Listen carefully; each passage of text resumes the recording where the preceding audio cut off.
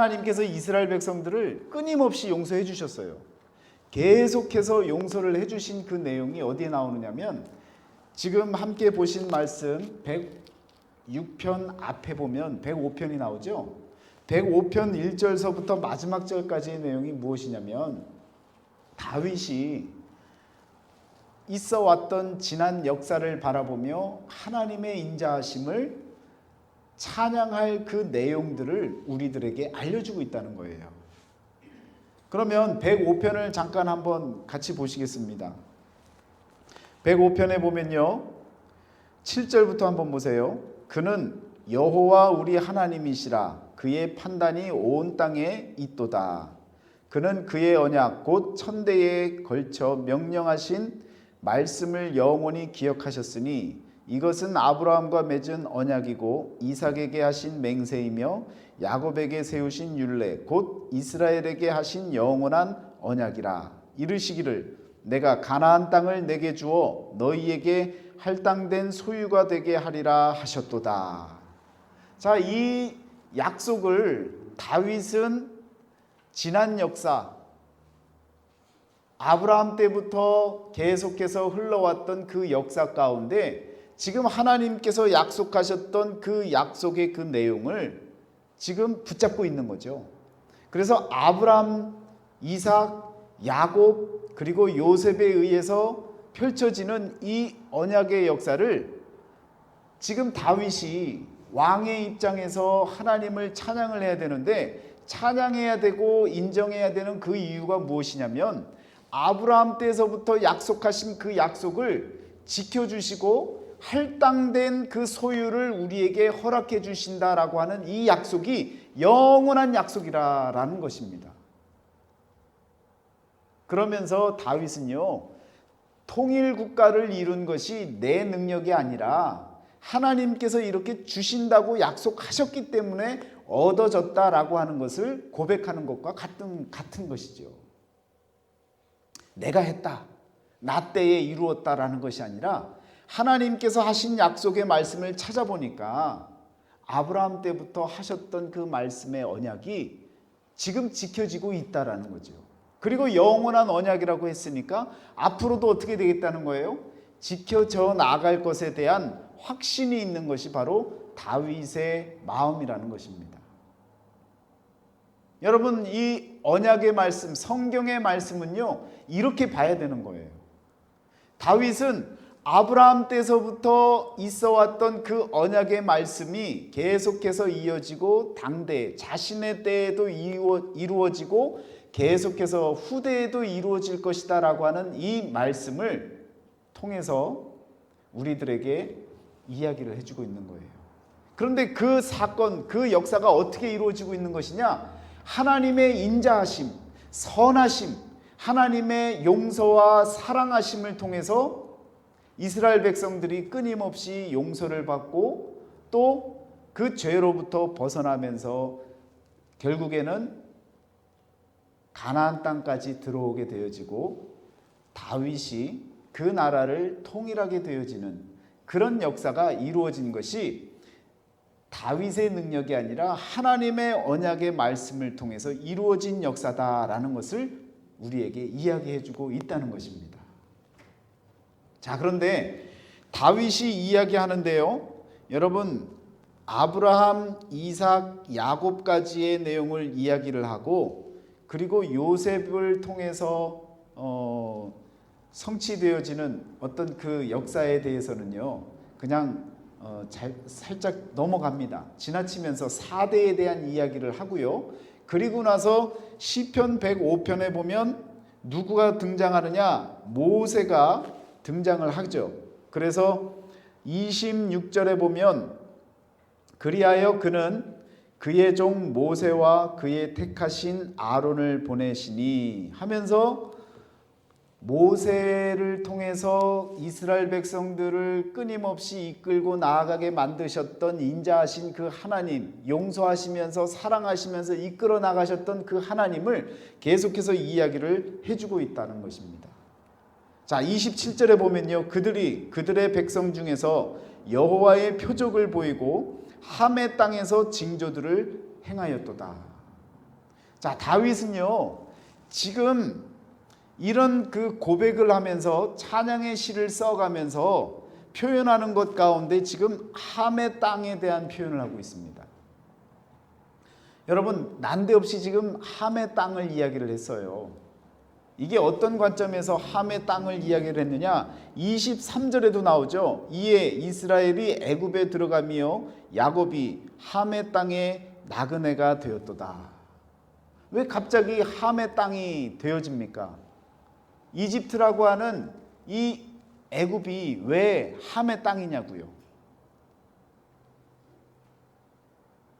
다윗의 관점에서 바라볼 때 이 함의 땅이라고 하는 것은요, 영적인 영역을 얘기하는 거예요. 함의 땅에서는 절대로 이길 수가 없습니다. 인간은요, 그 악의 소굴에서 벗어날 수가 없는 것입니다. 그것이 바로 함의 땅입니다. 그 함의 땅에서 벗어나야 되는 거예요. 그 함의 땅에서 이겨내야 되는 거예요. 그러면 이 함의 땅이라고 하는 근거가 어디서 나오느냐? 여러분 한번 창세기를 한번 찾아보시길 바랍니다. 창세기 10장을 보시면요, 창세기 10장을 잘 아시는 노아의 아들들의 족보의 이야기가 나오죠.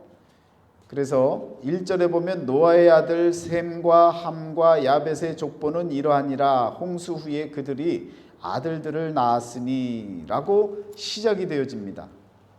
자, 그러면서 6절에 보세요. 6절에 보면 함의 아들은 누가 있어요? 구스와 미스라임과 붓과 가나안이요. 자, 그러면 이 미스라임이라고 하는 영어 이름을 한번 보세요. 뭐라고 나와요? 에집트라고 나옵니다. 자, 에집트가 어디예요? 애굽이죠. 그러면 지금 다윗이 이야기한 함의 땅이라고 하는 것은 무슨 표현이에요? 함의 후손인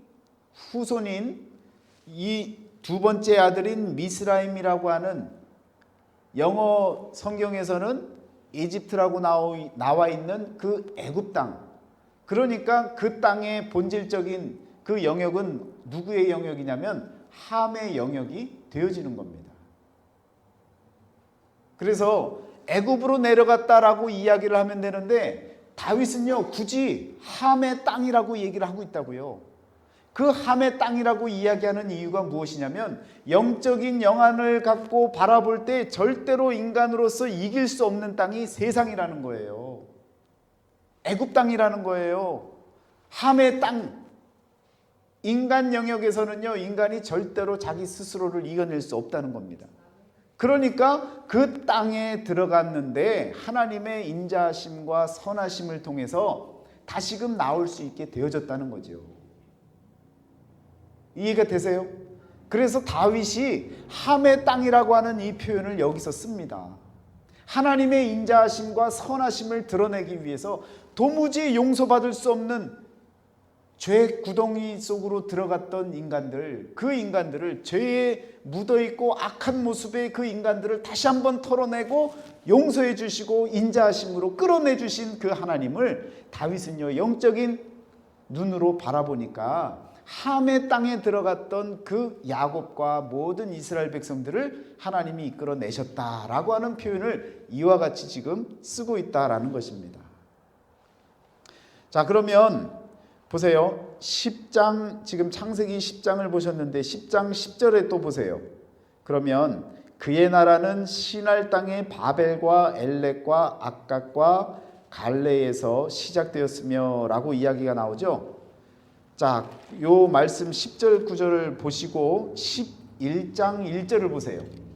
그러면 뭐라고 나옵니까? 온 땅의 언어가 하나요 말이 하나였더라. 이에 그들이 동방으로 옮기다가 시날 평지를 만나 거기 거류하며. 그래서 바벨탑이 무너졌던 그 장소가 어디예요? 시날 평지입니다. 그런데 이 시날 평지가 어디예요? 지금 창세기 10장 10절에서 본 것처럼 그의 나라는 어느 나라예요? 함의 아들들의 나라예요. 함의 땅의 나라예요. 그러면 그의 나라는 시날 땅의 바벨과 에렉과 아갓과 갈레에서 시작되었으며, 그러니까 바벨탑이 무너질 수밖에 없는 이유가 무엇이냐? 함의 영역에 있을 때는요, 무너질 수밖에 없는 거예요. 이것이 함의 땅의 힘입니다. 인간은요, 함의 영역에서 어떤 것도 이뤄낼 수 없는 거예요. 여기에서의 이 바벨도 바로 함의 땅 영역에서 나타났던 마음들 아닙니까? 교만한 마음들, 인간이 스스로가 무언가를 해보려고 했던 그 마음들, 그 마음이 하나님께는요 죄가 되어지고요 악한 자의 모습이 되어지는 겁니다. 그것을 하나님이 흩으시는 거예요. 흩으셨던 그 바벨탑 사건도 따지고 보면 하나님의 은혜입니다. 죽였습니까? 아니지요. 흩으신 거예요. 그래서 다시 이들이 어디를 향해 나아갑니까? 동방으로 나아가는 거예요. 왜? 동방에는 무엇이 있기에? 에덴이 있기에. 그 에덴이 어디 있는지는 모르지만 에덴을 방향으로 삼고 인생의 방향을 동방을 향해 나아가는 거예요. 그렇게 깨닫고 나아갔던 그 족속이 어떤 족속이에요? 셈 족속입니다, 여러분. 그래서 11장에 바벨탑 사건이 일어나고 그 아래 11장 10절부터 보면요, 흩으셨더라 9절에서 이렇게 이야기하고, 셈, 함, 야벳 세 형제 가운데 한 족속인 셈의 족보만의 이야기가 나오지요. 동방으로 누가 가고 있다는 거예요? 셈의 족속들이, 후손들이 가고 있다는 거예요. 그러면 함의 족속은요,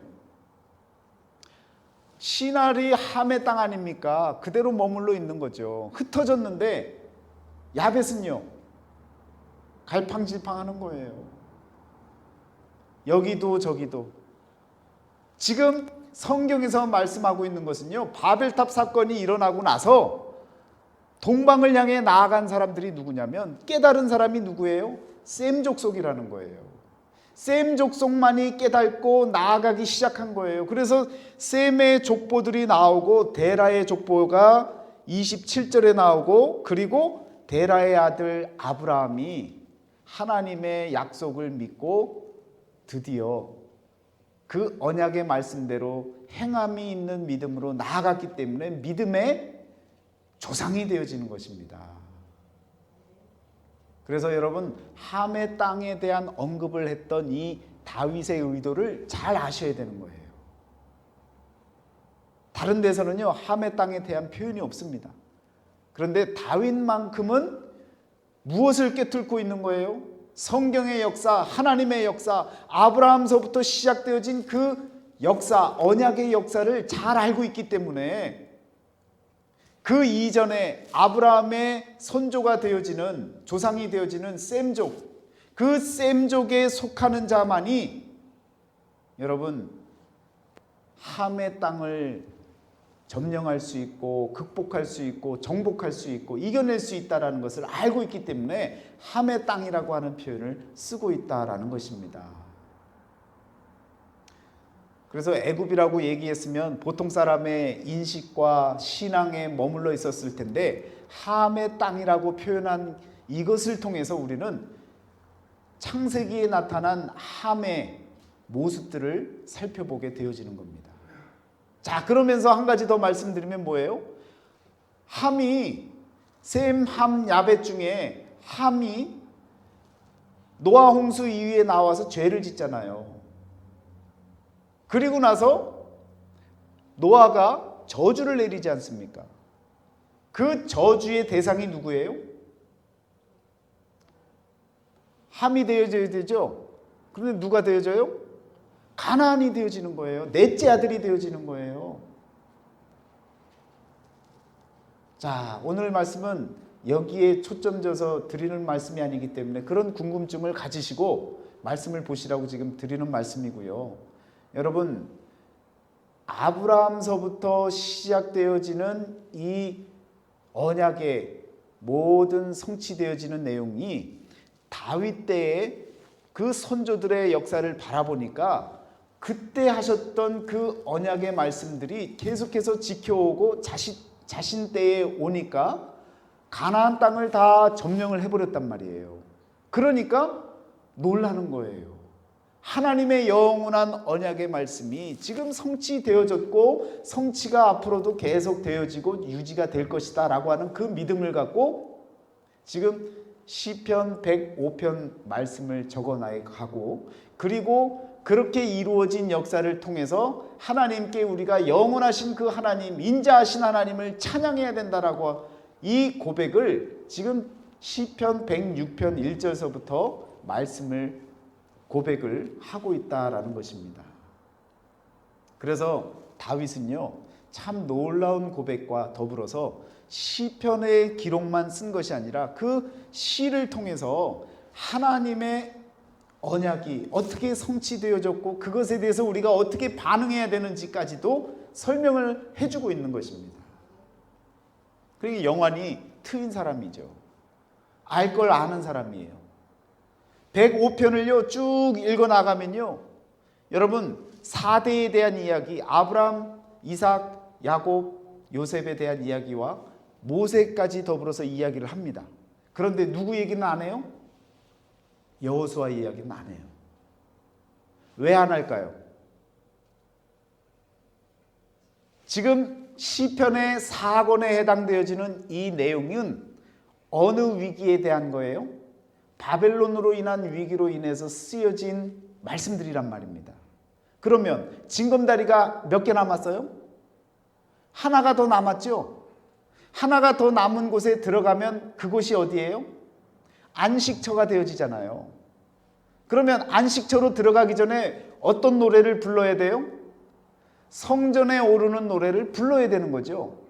그러면 다윗이 바라볼 때 지금 4대의 이야기와 그리고 모세 이야기까지 했는데 여호수아 이야기까지 하면 안식처에 들어가는 게 되는 거예요.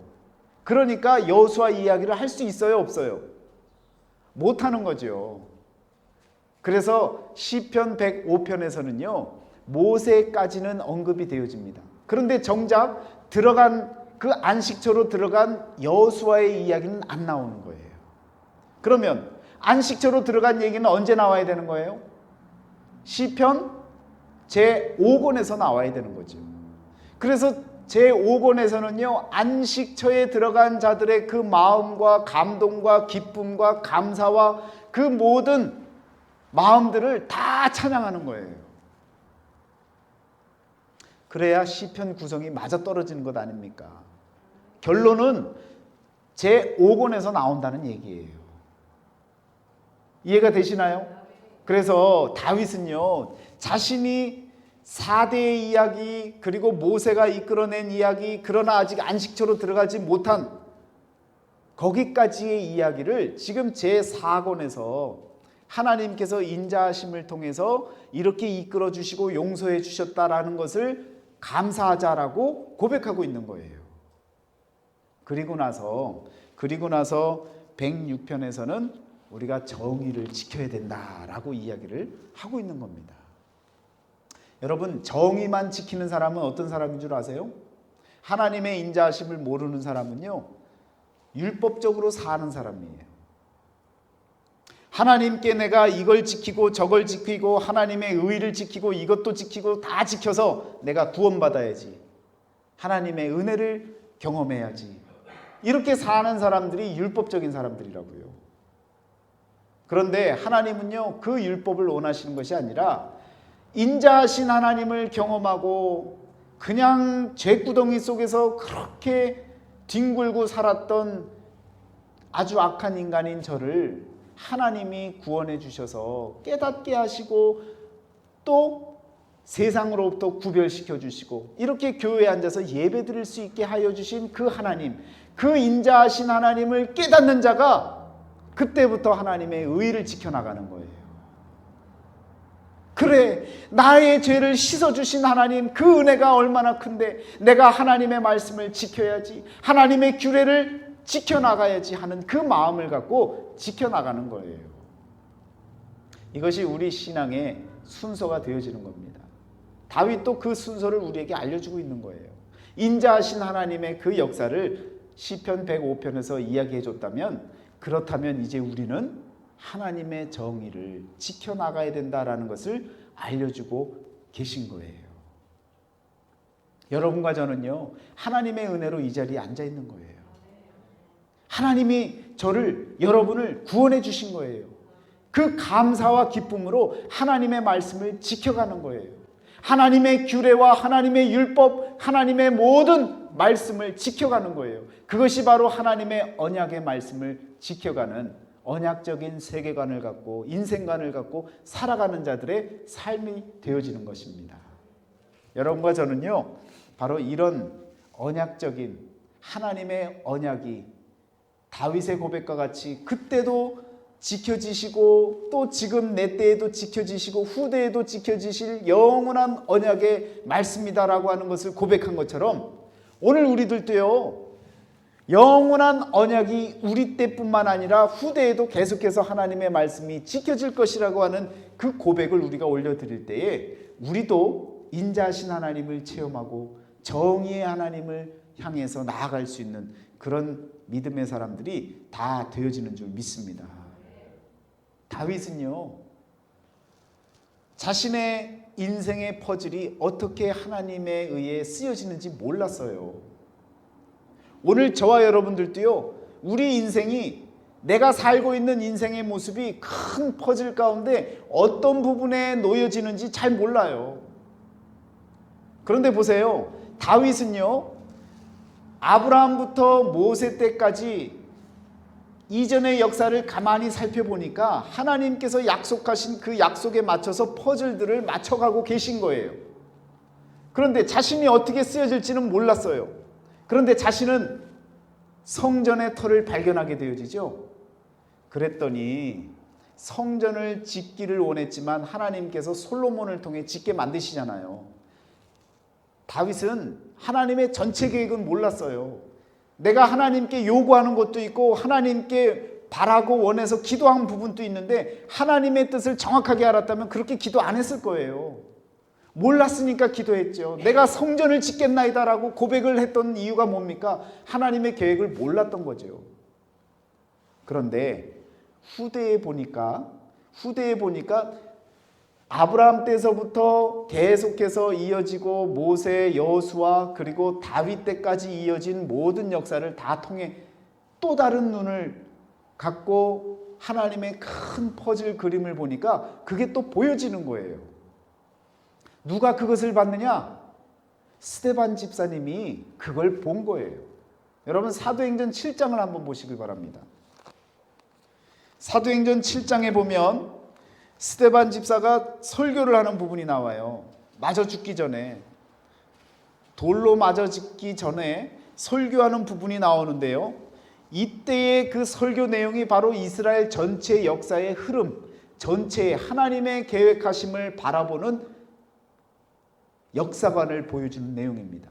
자, 여기에 일일이 다 보시는 건 생략하겠고요. 2절 말씀에 보면, 여러분 부형들이여 들으소서, 우리 조상 아브라함이 라고 시작해서 아브라함의 이야기가 시작이 되어집니다. 그래서 쭉 이어나가다가요, 뒤로 넘어가면 17절에요, 하나님이 아브라함에게 약속하신 때가 가까움에 이스라엘 백성이 애굽에서 번성하여 많아졌더니, 20절에 누가 나타나요? 그때에 모세가 났는데, 그러면서 모세까지 이야기가 나오죠. 또 그리고 나서 쭉 내려오면요, 또 어디로 봐야겠습니까? 광야 38절에 보면 40년 지나서 광야 교회에 있었고 또 살아있는 말씀을 받아 우리에게 주던 자가 이 사람이라 하면서 이야기가 계속되어지죠.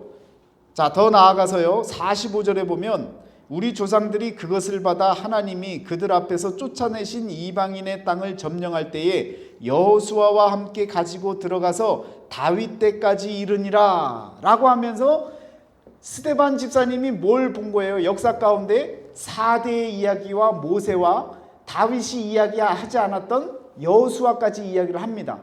그러면서 자 46절에 나오는 말씀을 보면 다윗이 하나님 앞에서 은혜를 받아 야곱의 집을 위하여 하나님의 초소를 준비하게 하여 달라고 하더니 솔로몬이 그를 위하여 집을 지었느니라. 자, 다윗은 몰랐던 것으로 끝났잖아요. 그런데 스데반 집사님이 후대에 보니까 다윗은 하나님의 계획 가운데 성전을 찾은 거예요. 그리고 성전을 지은 것은 솔로몬이었습니다. 그런데 스데반 집사가 보니까요, 그 모든 역사에 그 모든 퍼즐들이 맞춰져 나가는데 중요한 것이 있다는 거예요. 46절에 뭐라고 나옵니까? 48절에요.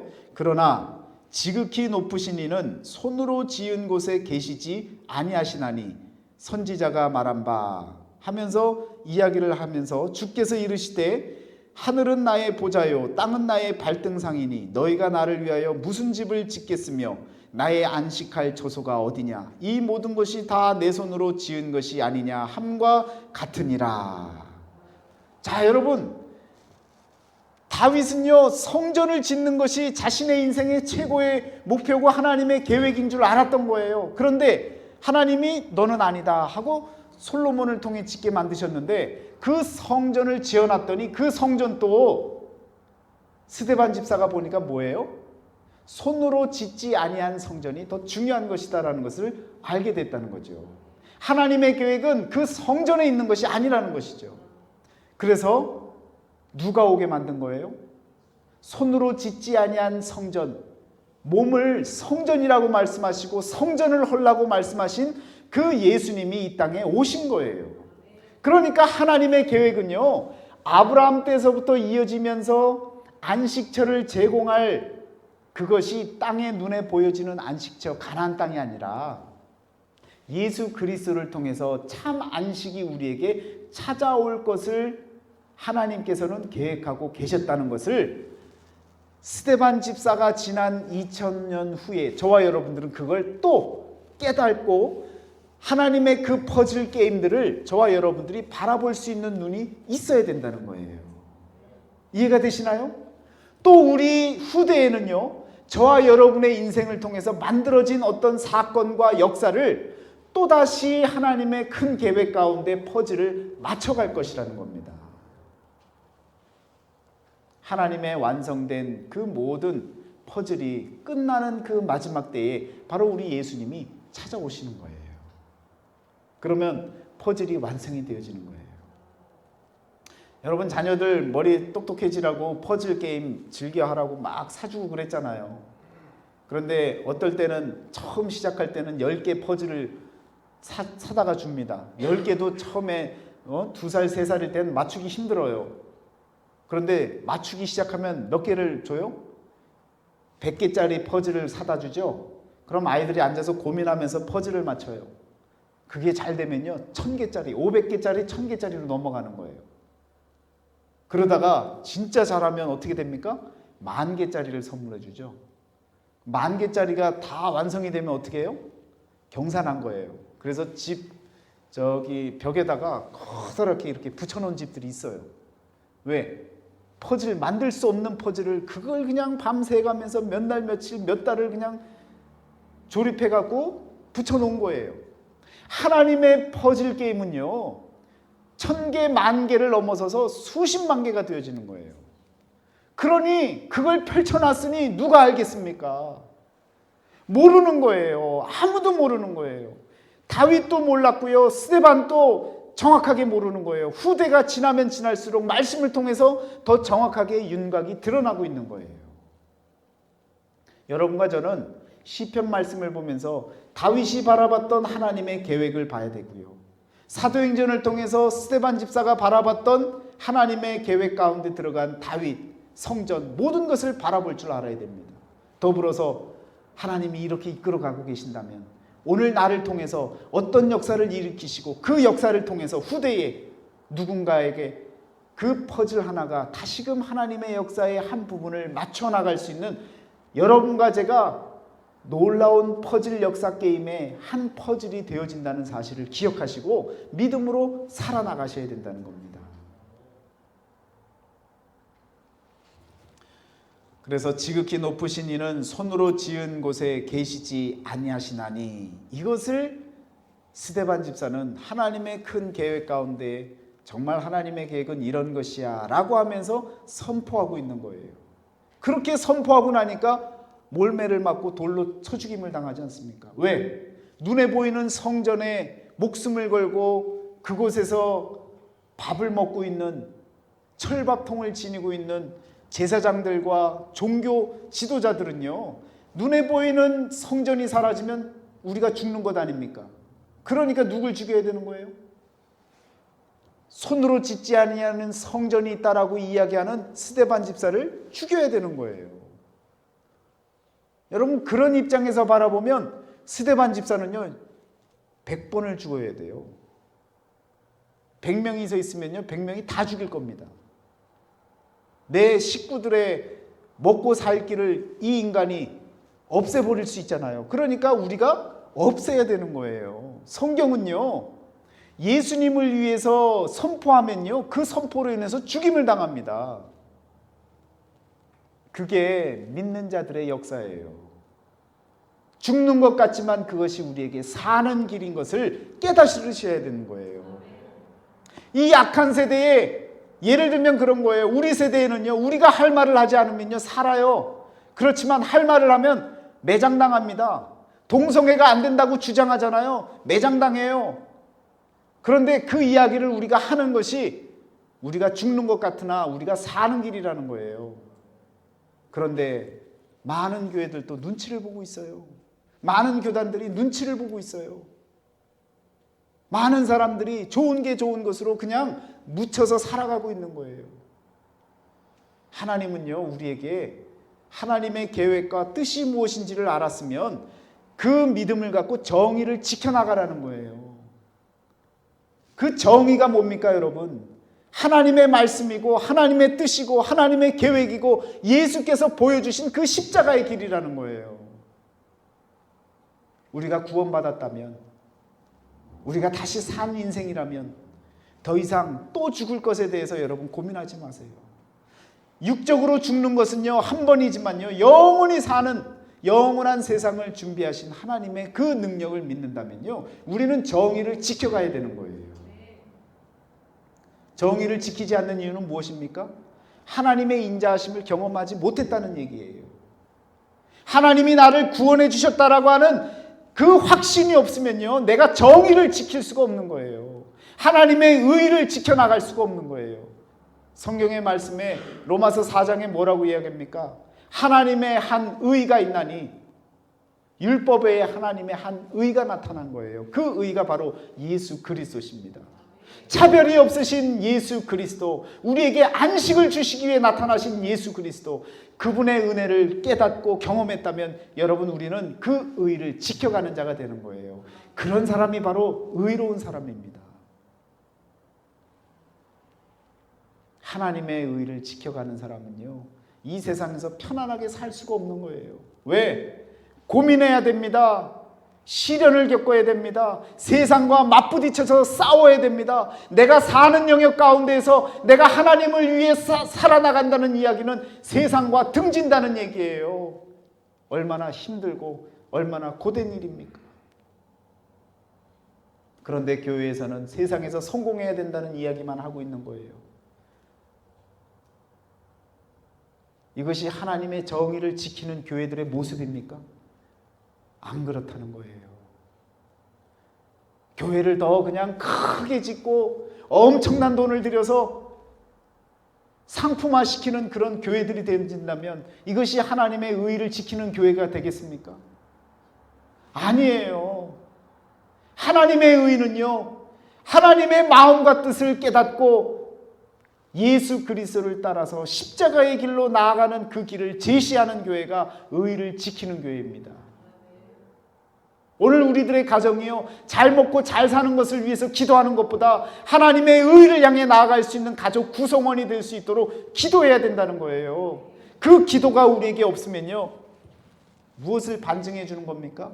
하나님께 받은 구원이 없다라는 거예요. 인자하심을 모르는 거예요. 하나님이 나를 죄 가운데에서 구원해 주신 그 역사를 모르는 거예요. 나를 구원해 주신 그 하나님을 경험했다면 내가 어떻게 하나님의 의를 지키지 않습니까? 내가 어떻게 말씀을 따르지 않고 다른 길로 나아가겠습니까? 어떻게 함의 땅에서 머물고 신할 평지에서 우리가 해보자, 우리가 짓자, 우리를 통해 하늘에 닿자, 이렇게 자신만만하게 인생을 살아가겠습니까? 내려놔야 되는 거예요. 하나님 앞에 무릎 꿇어야 되는 거예요. 여러분과 저는 인자하신 하나님을 경험했다면 이제는 정의, 하나님의 의를 지키는 그런 믿음의 삶을 살아나갈 수 있는 그런 저와 여러분이 되어지셔야 될 줄 믿습니다. 공의와 정의를 행하는 것은 제사 드리는 것보다 여호와께서 기쁘게 여기시느니라. 잠언서 21장 3절 말씀입니다. 제사를 많이 드리고 예배를 많이 드리고 하나님께 나오는 그 모든 것, 그것보다도요, 정의를 지키고 공의를 행하는 그것이 하나님이 더 기뻐하는 일이라고요. 예배는 잘 드렸는데 바깥에 나가서 딴짓하고요, 세상 사람들하고 경쟁한다고 더 욕하고 더 사람 비방하고 더 악한 짓을 한다면요, 이건 하나님이 원하지 않는 일이라는 거예요. 하나님이 기뻐하시는 것은요, 제사보다 순종하는 거예요. 공의를 지키고 정의를 행하는 거예요. 하나님의 차별이 없으신 예수 그리스도의 그 의, 나를 구원하신 그 의를 지키는 그런 삶을 살아나가야 되는 줄 믿습니다. 너희는 정의를 지키며 의를 행하라. 이는 나의 구원이 가까이 왔고 나의 공의가 나타날 것입니다. 이사야서 56장의 말씀입니다. 여러분, 이사야서 39장을 넘어선 56장의 말씀은요, 이제 심판의 말씀, 소망의 말씀이며 마지막 때에 다시 오실 주님을 통한 말씀을 우리에게 말씀해 준다 그랬잖아요. 56장에서 뭘 얘기하는 거예요? 이제 곧 오신다는 거예요. 정신 차리라는 거예요. 정의를 지키며 의를 행하라는 거예요. 의인의 모습으로 살아가는 거예요. 그러면 의인의 모습이 뭡니까? 의인은 어떻게 살라는 거예요?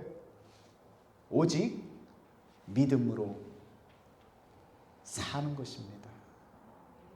의인은요, 다른 게 아니에요. 믿음으로 사는 거예요. 믿음으로 사는 자가 바로 의롭다고 일컬음을 받는 거예요. 아브라함이 나이 84세에 하나님께 의롭다 칭함을 받습니다. 그리고 나서 이삭을 준다라고 할 때 그것을 믿으니까 또 한 번 하나님께서 의롭다고 100세 때에 칭해 주세요. 더 나아가서는요, 이삭을 바칠 때 나이 136세가 되어졌을 때에 아브라함에게 다시 칭의를 베푸십니다. 우리는 한 번이라도 받아야 될 것 아닙니까? 의롭다 칭함을 받아야 될 것 아닙니까? 그 의는요, 믿음으로 사는 자에게 주어지는 하나님의 복입니다. 그 복을 누릴 수 있는 저와 여러분들이 되시기를 축원합니다. 여러분과 제가 의인이 될 수 있어요? 안 돼요. 그렇지만 의인이라고 하는 개념을 잘 아셔야 되는 거예요. 목사가 됐으니까 몇 프로 정도는 의인처럼 사는 것 같아요, 여러분. 한 90% 되는 것 같아요? 그러면 의인이 90% 정도 되면 의인이라고 얘기할 수 있습니까? 아니에요. 그러면 장로님이 되셨으면 한 80%는 됐으니까 의인이라고 얘기할 수 있어요? 평신도로 살면 그래도 넘어왔으니까 70%는 됐으니까 의인이라고 얘기할 수 있어요? 아니에요. 그럼 뭘 갖고 우리가 의인이라고 얘기하느냐? 내가 믿음으로 산다는 것은요, 내 방향을 하나님께 맞춰 산다는 거예요. 내가 하나님을 향해 나아가는 그 자체가 바로 의인의 삶입니다. 내가 죗구덩이 속에 살아도요, 1%, 2%밖에 안 되는 그런 믿음, 신앙을 갖고 산다고 해도요, 말씀을 많이 모르고 한 구절만 붙잡고 산다고 해도요, 하나님을 향해 내 인생의 방향이 나아가고 있다면 그는 하나님께 의롭다고 칭함을 받을 수 있는 의인이 될 수 있는 것입니다. 그러니까 앞에 서 있는 목사가 의인이 아니고요, 끊임없이 하나님을 향해 나아가는 자가 의인이 되어지는 거예요. 여러분, 의롭다 칭함을 얻는 것은요, 믿음을 통해 받는 거예요. 그 믿음은요, 작고 크고의 문제가 아니라 방향의 문제라는 것을 기억하시길 바랍니다. 하나님을 향해 내 인생을 초점 지어지고 나아가게 된다면 그것이 의인의 삶이라는 거예요. 여전히 저와 여러분들은 죄인이지만. 그래서 루터가 그렇게 고백하는 거예요. 죄인이며 의인인 우리는 여전히 죄인이지만 그러나 내 방향이 하나님을 향해 나아가고 있기 때문에 우리는 의인이 될 수 있는 거예요. 그런데 그 중심에 무엇이 있느냐? 하나님의 인자하심을 경험한 사람들, 나를 구원해 주신 것을 체험한 사람들, 그래서 내가 하나님의 말씀을 따르겠다고, 정의를 지키겠다고 나아가는 자들, 그렇게 믿음으로 사는 자가 바로 의인이 되어줄 수 있는, 하나님이 붙잡으시고 구원해 주시고 마지막까지 영원한 생명을 얻을 수 있는 그러한 믿음의 사람이 되어지는 줄 믿습니다. 그래서 에스겔서 18장 27절에 이렇게 말씀합니다. 만일 악인이 그 행한 악을 떠나 정의와 공의를 행하면 그 영혼을 보전하리라. 악인의 물에 거한다 할지라도요, 하나님의 정의를 지켜나가면요, 하나님이 그 영혼을 어떻게 한다는 거예요? 보전해 주신다는 거예요. 얼마나 희망의 말씀입니까? 얼마나 감사한 말씀입니까? 여러분과 저의 인생 가운데 이제는 하나님의 인자하심을 체험하고, 이제는 하나님을 위해서 정의를 지키겠노라고 다짐하고 믿음으로 살아가는 그러한 믿음의 삶을 살아나가는 저와 여러분이 다 되어지시기를 주의 이름으로 축원합니다. 기도하겠습니다.